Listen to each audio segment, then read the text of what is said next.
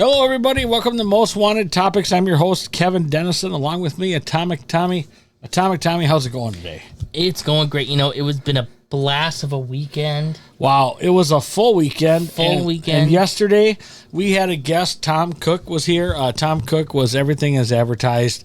Boy, I tell you what, the stories he had to tell, the people that came to get his autograph, the stuff that he worked on, Scooby-Doo, He-Man, Smurfs, Jetsons, Super Friends, unbelievable. Captain Caveman, who remembers Captain Caveman? Man. What a big part of my childhood. What an entertainer. What a fun job to have as an animator, an artist, a director. He's been in all those roles. Absolutely, yeah. And we found out about those roles. And I had, what was really cool, everybody, back in the day, for those of you that don't know, there was this thing called the TV Guide. It wasn't on the screen.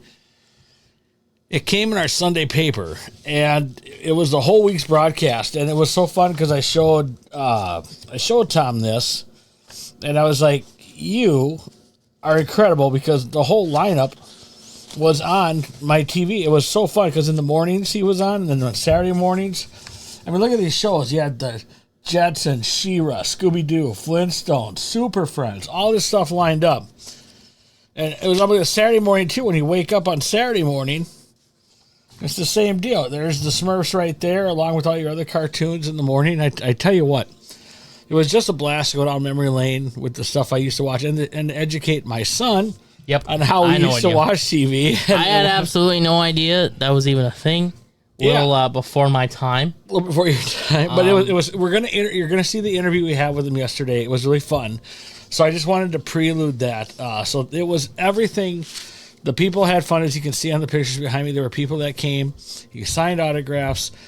People bought some memorabilia, and boy, it was a beautiful day out. It was just a fun time. So it was all positive around here. Little housekeeping items. Now, following up with Tom Cook, on Thursday we have the Berzerker and The Grappler. Wrestling is coming back to Most Wanted Comics. Yep. And they'll be here from 4 to 6 p.m. on the 18th. From 4 to 6 p.m., Most Wanted Comics, 9919 Lindale in Bloomington. That is a Thursday. Keep that in mind. Thursday from 4 to 6. So sneak out of work a little early and come grab an autograph. $20. That's all it is. You get both their autographs, an 8x10 and a selfie. How cool is that? Steal of a deal. Absolutely. Steal of a deal. So, shout out Jimmy the Souser, Matt, JD, Scott and the boys, Tara, Sonia, a new member, Jennifer. We want to get a shout out to you too. Thanks for watching. If you like what you see every week, make sure you smash the like button. Make sure you subscribe to this channel so we can keep bringing this top-notch entertainment to you. Absolutely. Let's talk comics, Atomic Tommy. Let's talk about what came out this week, what we have last week, what we have to look forward to on Wednesday. Let's go. Let's go at it. I mean, it's the week of positivity here. It wasn't a large week for comics, but it was an entertaining week in comics. There was some entertaining. It was entertaining. I gotta be honest with you. You're gonna hear some amazing Spider-Man praise. I like Chasm. I'm not 100% sure how you pronounce Ben Reilly's new code name, but that character's growing on me. Hallows Eve is also growing on me. Man, what a kind of a fun book this week in Amazing Spider-Man.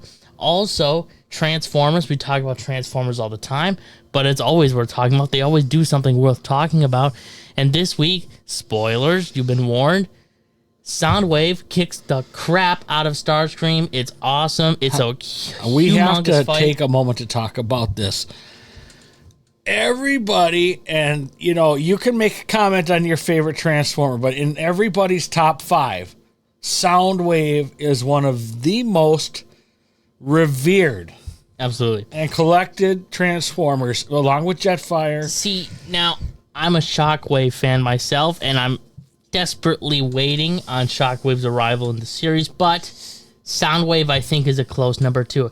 If he ain't number 1, he's number 2, and I think that's everybody's list. Soundwave. It's like The Empire Strikes Back is everybody's favorite Star Wars movie, right? I mean, right. That's a different can of worms. Sorry. If it's not Empire, if it's a New Hope, it's either a New Hope or it's Empire. You know what I mean?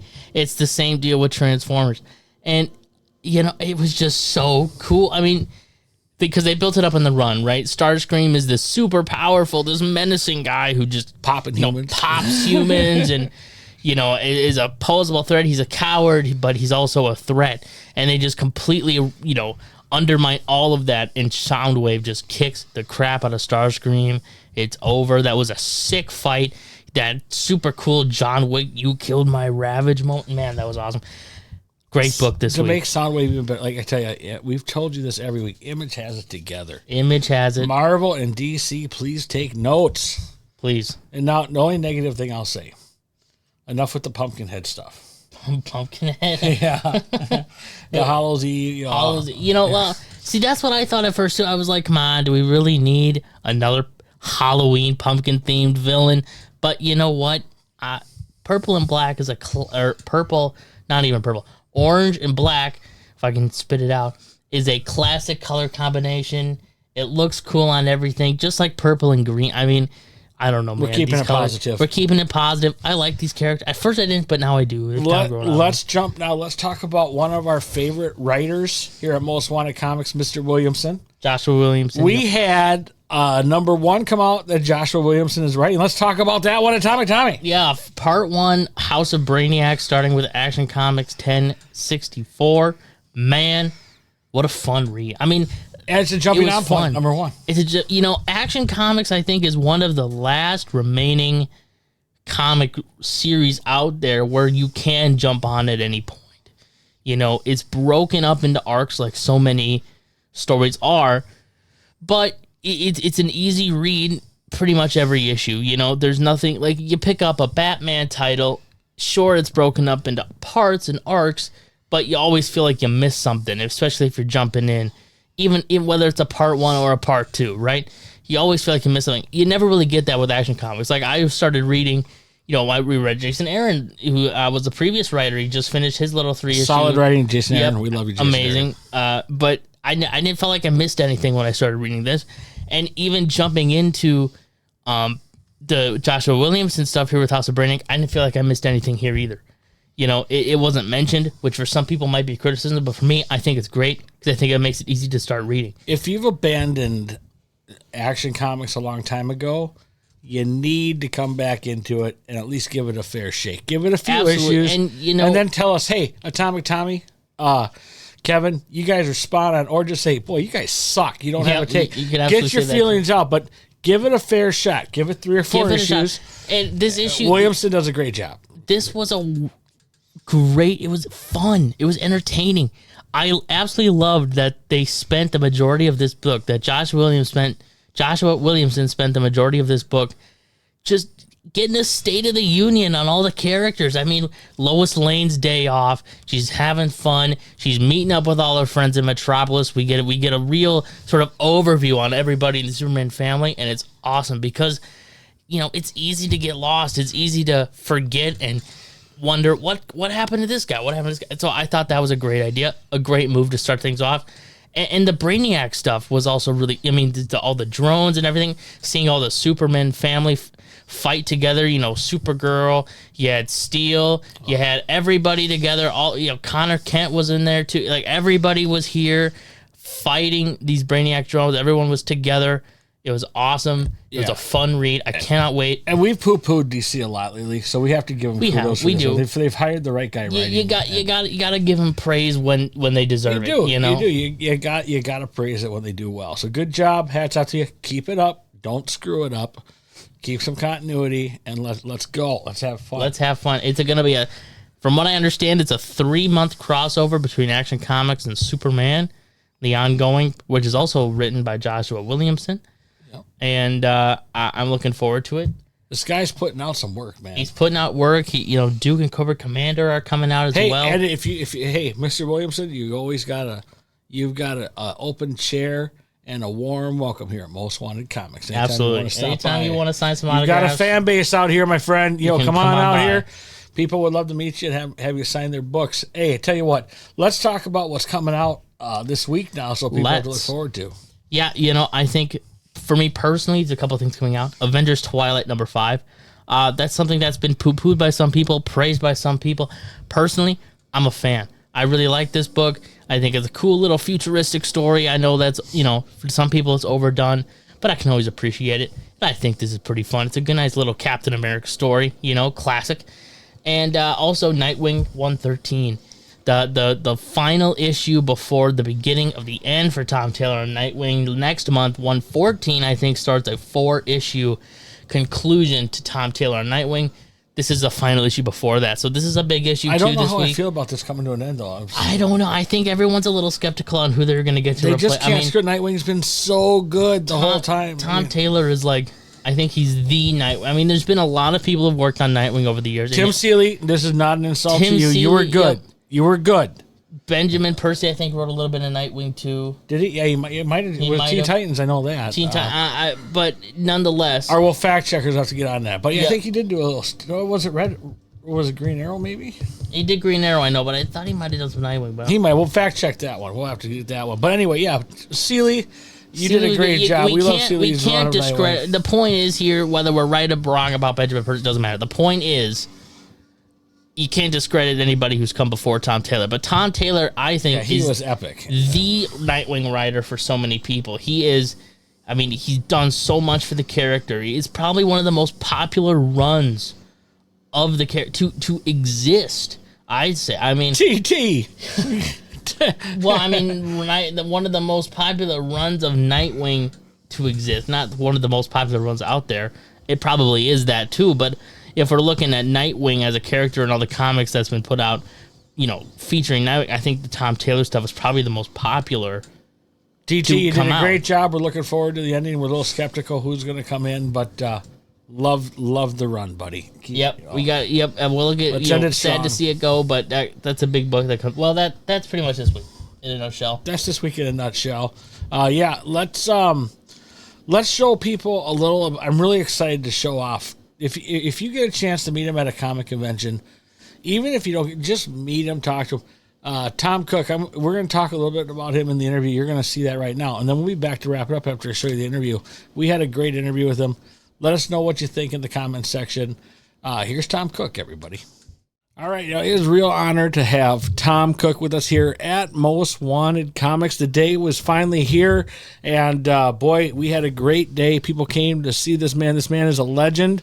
He's an icon and an important part of my life because he basically drew a lot of my childhood favorites. He was involved in a lot of work I watched, like Super Friends and Scooby-Doo and Smurfs and all sorts of fun stuff. We're going to talk about that. So let's welcome legendary Tom Cook.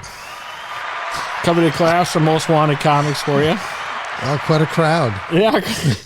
Well, we appreciate you making the effort to be here for a small store like ours.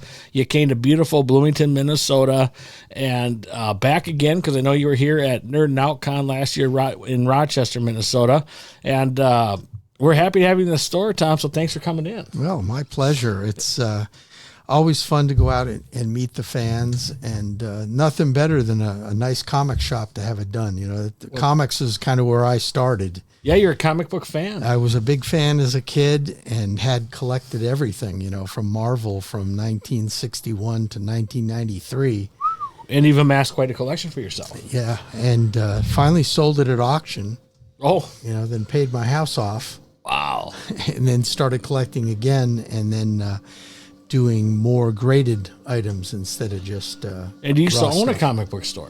Yeah, back in the 90s, I owned TC's Comics out in Maple Valley, Washington. Did that for about 2 or 3 years until the implosion happened with all the multiple covers and, of course, Chrome this and Chrome that, and finally couldn't make it. But it was still a lot of fun while I was doing it. Well, now you can just sit back and collect. That's what you like. Yeah, I love it. So let's talk about the reason why you're here. Important part of my growing up, I watched a lot of the cartoons you had your hand in.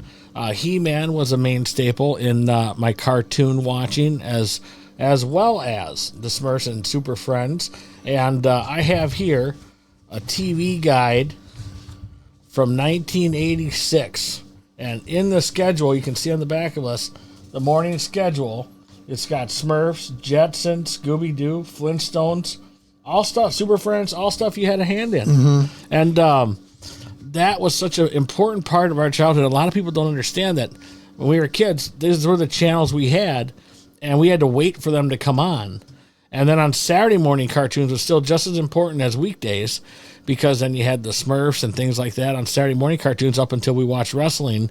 And boy, you were a part of our weekdays and weekends, and I thank you for getting us through childhood. Oh, yeah, my pleasure. Now, of course, I've got to know how you got into this game. the cool thing about it was that I grew up in the 50s, late 50s, early 60s. And when I first was like about 8 or 9 years old, there was no Saturday morning cartoon. Mm-hmm. And then they started experimenting with them and putting some cartoons on Saturday mornings. First, it was some reruns, and then slowly they started doing first run stuff.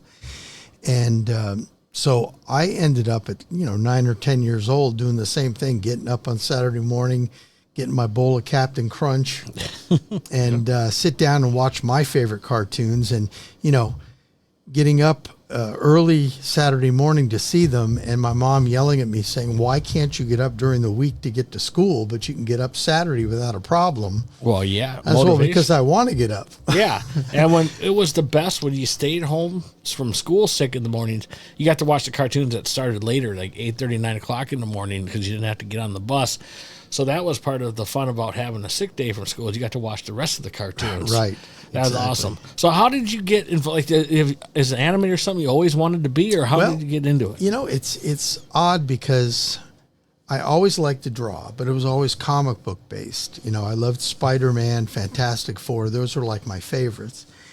And I always loved cartoons. I mean, back in the day, it was Huckleberry Hound, Yogi Bear. Yep. One of my favorites was called Top Cat, because they used to call him TC, and of course my initials are TC. Sure, yeah. So everybody started calling me TC.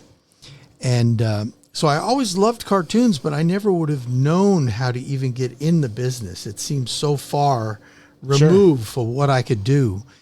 And, it's just weird, because I was a transit bus driver. I was like maybe 22 years old, driving a transit bus in L.A., great job. The only problem with it is they made you pick people up, because driving the bus was fun, but it sure wasn't fun with some of the people I had to deal with in downtown Hollywood. Understandable. Yep, But of course, the ironic thing is that my route, one of them used to go by Hanna-Barbera every day. I'd go by 2 or 3 times a day, and I just would look at the building and go, "Man, that's where my cartoons were made.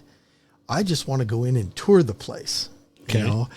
And so now it's my day off. I go out to the mailbox at my apartment, get my mail, and it's just a bunch of junk mail.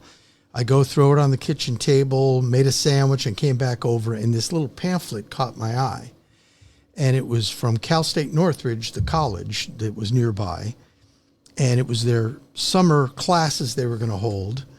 So I said, I'll just look through this. I wasn't planning on going to college. I'd already been to college, but okay. These were just like extension courses that you could take, special things that you might want to do. And there was one in there that was a comic book class. And I thought, ooh, boy, comic book class. That'd be fun to learn more about how the process of making a comic. And then I noticed the teacher, his name was Don Rico, and Don Rico used to draw the Daredevil back in the 50s that was like half black, half red, and then he also drew Captain America. Okay. So he worked at Marvel, and I thought, man, here's a chance to meet a guy in the business that actually drew comics. So I signed up for the class, and so if it wasn't for that pamphlet, I never would have taken this class. Okay. So thank goodness I didn't throw the trash out. That's right. So anyway, so the first day he had us bring our portfolios in, and my portfolio was just Batman, Spider-Man, Fantastic Four, all these superheroes. Dr. Doom. I remember one I did of Dr. Doom that was really good. And after the class, he says, "Hey, Tom, could I talk to you for a minute?" And I thought, oh, man, what have I done already? I'm in trouble. So he said, "I work at Hanna-Barbera. I'm a storyboard artist. And we need people that can draw superheroes because we're doing a thing called Challenge of the Super Friends." Okay. And we have a lot of people that can draw Fred and Barney and Scooby-Doo, but they're not very good at human figures. And I really like your superhero stuff. If I recommend you, I can get you into a class that teaches basic animation over at the studio every Thursday night, and it's free. Wow. Free education. So I'm like, oh my gosh, you're kidding me. I said, yeah, of course. I'd love to do that. So I went down and introduced myself to the guy that was going to teach this thing, and I pulled out my portfolio, and he looked at it, and he gets on the phone, and a couple of minutes later, Joe Barbera walks in. Oh, wow. And he's looking at it, he says, man, we would hire you like this, but we don't have any room. We've grown so big, and we're building a new building right next to our main building. And once that's done, we're going to hire from the class, because there's maybe 30, 35 people in the class. So I'm thinking, oh, that's kind of cool. But, I'm not really ready to work. I don't even know anything about animation yet. Right. So so I get in the class, and, I do my first in-between, and it was horrible. And it was difficult to understand because they had all the terminology down, and I didn't have it yet. So I had to, what does that mean? And they'd say, oh, do useful imposition. I go, I don't know what that is. He said, well, it's when you take the drawing and put the other drawing on top of it, and then you draw in between that. And then when you pull the parts apart, you got a good face, because you've kind of copied the other faces. So the nose is in the right place, the eyes are in the right place. As things move, you got to make sure that they stay in the same spot. So anyway, I learned all this terminology, and after 3 weeks, they decided to rent an airplane hangar at Burbank Airport. Okay. And put people there. So 3 weeks later, I got hired. Wow. And I went to the director and I said, I really am nervous because I don't know what I'm doing. I've done one in between. It was lousy. And he said, don't worry, you're going to be an assistant animator. So that you're going to sit with an animator and he'll train you on what to do. And he said, we're not worried about you learning the process. We're more worried about whether you can draw or not, and we can see that you could draw. Okay. So I got hired. Nice. Yeah. And now you're in the business. That's how it all happened. So if it wasn't for that pamphlet, I never would have gotten the job, because I never would have even known how to look for the job. I would be embarrassed to go in and apply, because what could I bring the studio? And you already had the gift that you could draw. Yeah. So it worked out so good. And, a week later, I'm sitting there, I'm drawing Batman. Yeah. So your first work then officially was Super Friends? Well, and that's the thing. They hired me for Super Friends. Okay. But the very first drawing I ever did was Fred Flintstone. Oh, okay. So then they were doing the new Fred and Barney show. There was a Scooby-Doo series, Godzilla, and Super Friends. So they brought me in specifically for Super Friends, but I realized afterwards that you just work on whatever they've got going on, whatever they need help with. And so the first thing I got was this scene with Fred Flintstone and Dino. And again, the irony is that when I was a little kid, when the Flintstones came out, I used to sit and watch, and every time Fred would turn, I'd draw as much as I could of that angle of his face. And that's how I learned how to draw Fred. And then here I am, the first drawing I do is Fred Flintstone. That's just ironic. Yeah, so it was pretty cool. And I still have that. I have, when I got done with the first drawing, I took it down and said, can you guys put this on a cell? So they put it on a cell, painted it for me, and gave me a Flintstones background. So I've got that in my studio at home. Oh, wow. The very first drawing I ever did. That's awesome. And so it was. That's your memento. Yeah. And next thing you know, I'm changing careers. I'm going from bus driver to animator. That's awesome. And luckily it worked out. I took a 3-month leave of absence because I wasn't sure if I was really going to be able to do it or not. So I didn't want to quit. Boys, my I'm bus out. driver. Yeah. I'm out. And they were all kind of cheering for me because they knew that I drew and they knew that I wanted to get into this really badly. So, finally I told them I'd quit, and they said, okay, well, good luck. Keep in touch because we really want to see you progress, and it was cool. So when you got your stability, you got your job. Then what did you take on? What was steady? Was it Godzilla? Was it all of them at once? Or? Yeah, it was all at once. You just did whatever that week, whatever storyboard had pumped out and layout got it done in time. That was the batch of stuff that you would get. Okay. And it wasn't a specific character. I would get like 10 or 12 scenes that all were going to be in a row. So and it was a whole team of you guys, so you had a lot of different people There drawing. were probably maybe 50 animators and another 50 or 60 assistant animators. Wow. And I was assigned to work with one specific animator, which made it easier because then we could get the rapport and, because the first Flintstone thing that I did, I kind of followed the animator's drawings and really didn't touch them very much and cleaned them up and made them look as good as I could. And when I turned the scene in, the animator said, "Oh man," he said, "you're supposed to kind of make the character look more like what he's supposed to look like. I'm supposed to sketch kind of roughly, and then you go in and clean it up and put it back on what they call on model." Okay. Well, I didn't know. I didn't want to touch his drawings because he's the animator. Right. So luckily it was Fred jumping up and down, so it was really quick action, so you couldn't really see that it wasn't perfectly on model. But so I learned a valuable lesson right there. Yeah, that you gotta. It's up to me to make sure that the character looks right. Because I would look at it and I'd go, "Well, it looks like Fred, but." How long were you on the Flintstones for? For that season. Okay, cool. Yeah.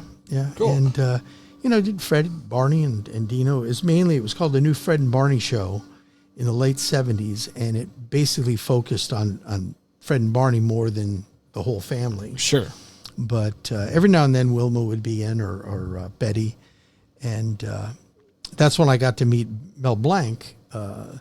I was first there, maybe in my first week or two, and the girl that I sat next to said, "Follow me," and we went down into the bowels of Hanna-Barbera, and they were shooting an episode of Flintstones, so Mel Blanc was there doing Barney.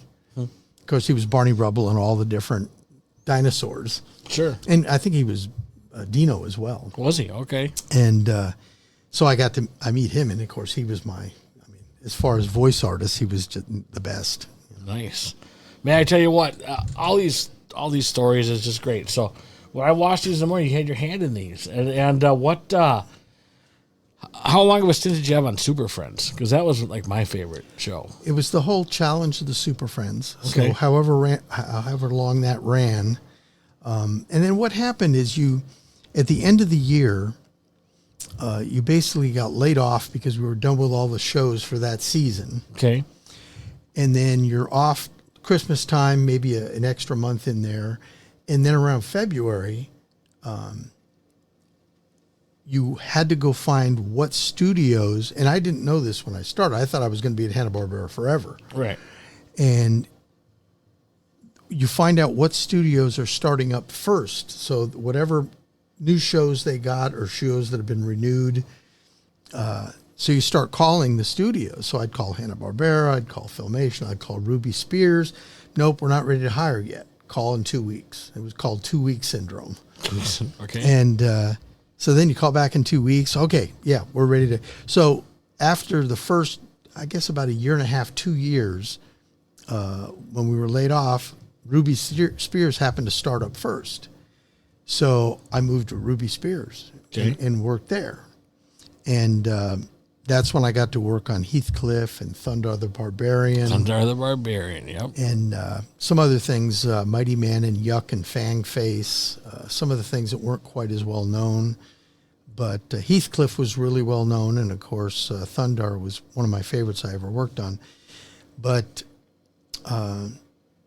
so you kind of jumped from one studio to another, and in the early 1980s, I was back at Hanna-Barbera again because they happened to hire first. Okay, so after 2 weeks later, we got back to Hanna-Barbera, and then we were talking about earlier that they moved, and then you ended up at Filmation, right? Well, what ended up happening in 1981, there was a strike that the union, the Motion Picture Screen Cartoonists Guild, went on strike, trying to get more money, and so Hanna-Barbera and all the other studios decided, okay, well, we're going to send the work over to Japan and Korea and up yours. Yeah. So we're out of a job. You're out of a job. They moved. Yeah. And I knew that this was coming. I could see it coming. A lot of the people thought, oh, they're never going to send the work overseas. And I said, well, they're going to. They've threatened it. They're going to do it. And I had a friend that worked over at Filmation, and I had heard Lou Scheimer say, we're not sending work overseas. We're going to keep here in the U.S. These are all my friends that I'm hiring, and I don't want to put my friends out of work. So right away, I called Filmation. I called my friend, and I said, is there a spot over at Filmation? I'd like to come over. And they said, yeah, we're hiring. So I got in over there. Now, when they finally found out all the other studios had closed their doors, everybody came running to Filmation. Of course, but you were already on the ship. That's why I was already there. Smart move. Yeah. And then, is that when you got hooked up with He-Man, or what did you start with that? Yeah, well, first thing we did over there, I was working on the end of Flash Gordon. We were doing the Tarzan Lone Ranger hour, I think. Shazam. There was something called the Shazam Super Power Hour. Yep. And then we did Black Star. Okay. Okay, now Black Star was kind of similar to Thundar, that it was kind of a, barbarian kind of character that rode on this dragon. Looked pretty cool. And it was actually Filmation's attempt to put the first black character in his own show. Okay. And the network said, no, you can't make him black. We'll never sell the show. So they just made him really, really tan and got it through. And so now I had been 3 years worth of assistant animating. And at night I'd go home, and having watched what the animators did and kind of seeing what their mindset was when they were drawing stuff to make things move correctly, I started trying my own. And I would bring it in and shoot it on the video machine and then show the directors and say, hey, I did this last night. What do you think? And sometimes they'd go, oh, well, the arm looks a little funky. Maybe you could fix the arm up. So I'd go back and I'd do something else. And then I finally got a couple that they said, wow, that looks really good. And then finally I did this Superman scene that was really kind of dramatic. And I still have it at home. I mean, I got all the roughs. And they said, okay, you're ready. And they gave me my first animation to do myself on Black Star. That was the first show that I was an animator on. And then you just build up from there. And then you take another 3 or 4 years. Then I became a director. So it just... all stemmed. Yeah, you just, once you learn one thing, now you can do the next one. Because if you don't know how to animate, you really can't be a director. You need to know the timing. Right. And so then you got into Black Star, you got into He-Man, you got all the shows that everybody kind of knows you for, and then you get a little directing, and King of the Hill was an episode. You got to direct an episode of King of the Hill. Yeah, a couple episodes. Nice. In the first season. I had a guy, I had moved to L.A., or from L.A. to Seattle, and I had a guy down in L.A. that liked my work, so he would feed me work. He would get work from the studios and then send it to me, and then I'd send it back to him, and he'd turn it in. And he said, there's this new show coming out called King of the Hill. Would you like to work on it? I said, yeah, I'm looking for work. So yeah, of course, I'd love to work on it. And when it came in the mail, it was all these model sheets of the characters and the voice track and everything like that. But I looked at the model sheets and I go, oh no, this is like Beavis and Butthead. It's drawn really bad. So I don't know if I really want to, I'm going to do it, but I don't know if it's going to be that great. So as I'm listening to the soundtrack and directing this thing, I'm going, boy, this is funny. Yep. It's pretty clever. And the joke around town was that in order to become an animator on King of the Hill, if you could draw, they had to take you out and slam your hand in a car door so that you couldn't draw anymore. Then you could work on King of the Hill. That's cool. Tom, I got to tell you, you've had a lot of work. The fans love you. It was great for you to come out to Minnesota. I really thank you for taking time to talk to us today. Thanks for coming out to Minnesota. Thank you for making our childhood entertaining. Well, my pleasure. This was a lot of fun, and they gave us good weather today. They did. They did. I should have a good flight back home tomorrow without any rain and turbulence. So yeah, we'll plan on having you come back again. Sounds good. Thanks, Tom. You're welcome. Wow, life story, man. Yep, that was amazing. Capitalizing on opportunities, and I tell you what, just a chance. Keep working hard. When opportunities come, you got to jump at it. And I like the life lesson. And yeah, great guy. We're looking forward to having him again in the future sometime. Coming up again Thursday, the 18th, the Berzerker and The Grappler will be here at Most Wanted Comics, 4 to 6 p.m. We hope everybody has a great and safe week, and we'll see you guys next week.